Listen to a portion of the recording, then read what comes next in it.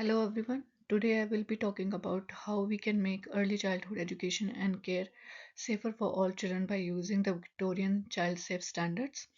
These are rules and practices that help protect children and ensure they feel safe, respected, and included.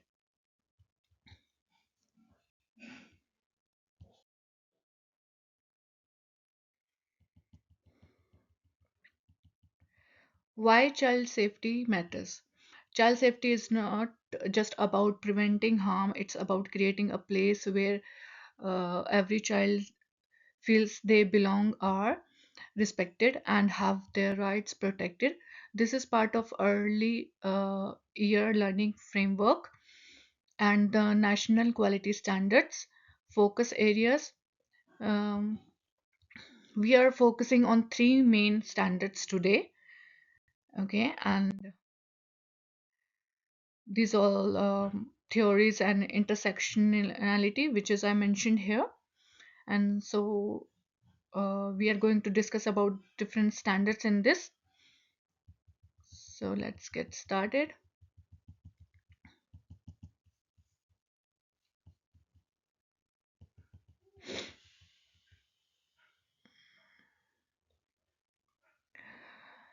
Focus area, we are focusing on three main standards today. Standard 1, cultural safety. Standard 4, partnership with families. Standard 9, safe environments, including online safety. These are areas are all connected. If child feels culturally safe, they are more likely to trust their educators and speak up. When families feel included, they help us keep children safe, and safe spaces, both physical and digital, help children grow and learn. Standard 1, cultural safety. And cultural safety demands culturally safe environment. Culture safety means more than just celebrating different cultures.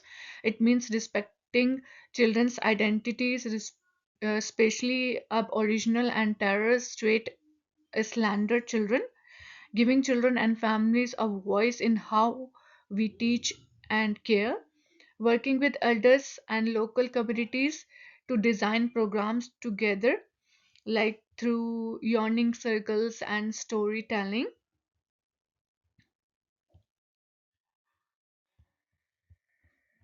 Enacting standard 1. So what is enacting standard 1? Using two languages in science and displaying to help children feel they belong, helping children creates their own acknowledgement of country, offering training for educators every semester to improve cultural understanding. Only 4% of ECEC services in Victoria employ Aboriginal staff. That's why we must do more to truly listen, learn, and make space for First Nations voices. Standard 4, working with family. Standard 4, family engagement. And in this slide, we are going to talk about standard 4. So let's get started. Working with families. Families are children's first teachers. When we work well with families, children do better. Research shows that families engagement can boost child well-being by 18%. But some families face barriers. They may not speak English well, they may be too busy or feel unsure about joining in. They may have bad negative experiences in the past. To help, we can to create safety policies with families, not just for them. Offer interpreters and easy to read documents, whole community events in the evenings so working parents can come. Use digital portfolios in different languages so families stay informed and can give feedbacks.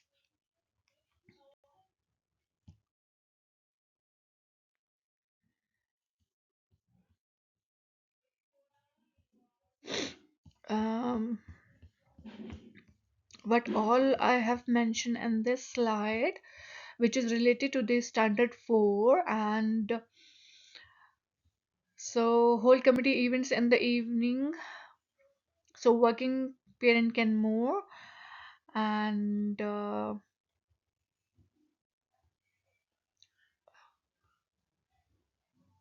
yeah, set up a community advisory board with parents, elders, and child. This supports the EYLF principle of partnerships, and the NQS focus on community involvement. Now we are going to talk about standard 9. And what is standard 9 is physical and online safety. So there are some different points which I mentioned in standard 9. Safe environments. Safety also means protecting children from physical and online harm. On average, Australian children spend 14 hours online each week.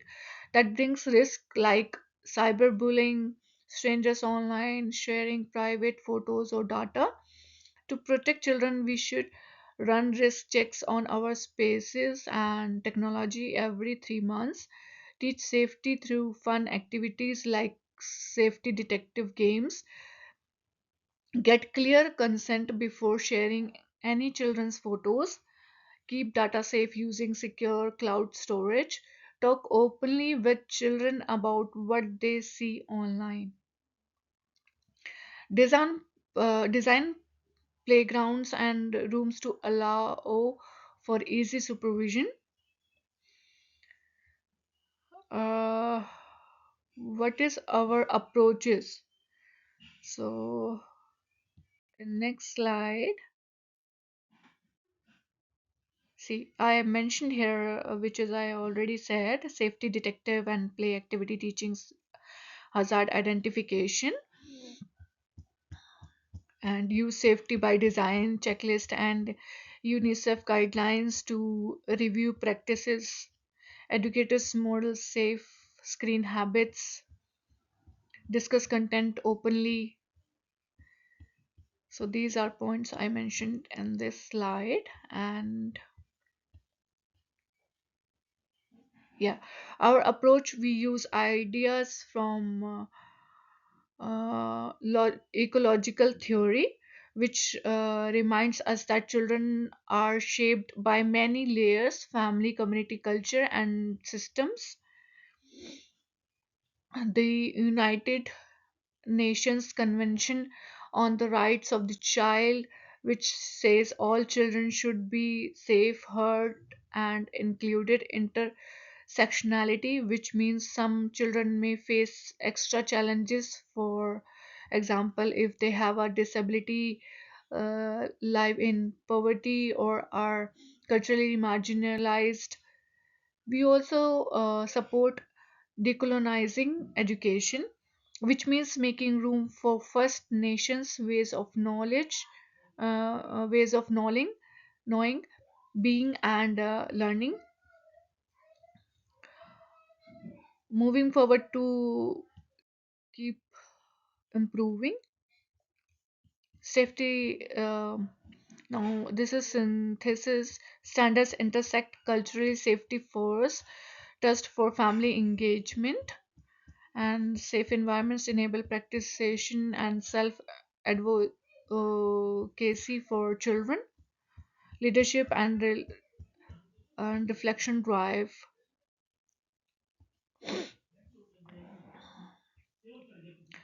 Reflect on our practice, use feedback from families and children, review our policies every year, keep learning through regular training, listen to children's voice. They often know what's working and what's not.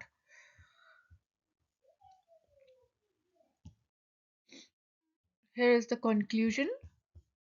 are my main thought in it, which is I mentioned about standards 1, 4, and 9. Now I'm going to discuss this conclusion. When we do all of these, standards feel safe and included, children feel safe and included, families feel respected and welcome, educators feel confident and supported. By working together, we can build a culture of safety that helps every child thrive.